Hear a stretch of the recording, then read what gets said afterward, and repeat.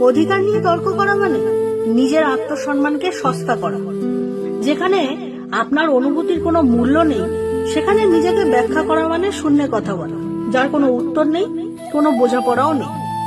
তার চেয়ে নিঃশব্দে সরে আসাটা নিজের সম্মান বাঁচানোর সুন্দর উপায়। কাউকে বোঝানোর দরকার নেই আপনি কতটা ঠিক ছিলেন। সম্পর্কের সমীকরণ যখন বিষাক্ত হয়ে যায় তখন সব দায়ভার এই নিজের কাঁধে নেওয়াটাই শ্রেয়। তুমি ভালো, আমি খারাপ, এই একটা বাক্য সব তর্কের অবসান ঘটিয়ে গুমড়ে মরা আবেগগুলোকেও যেমন মুক্তি দিয়ে দেয়। মিথ্যে প্রমাণের লড়াইয়ে জেতাচ্ছে হেরে গিয়ে নিজে শান্তি খুঁজে নেওয়ার অনেক বেশি সম্মানের।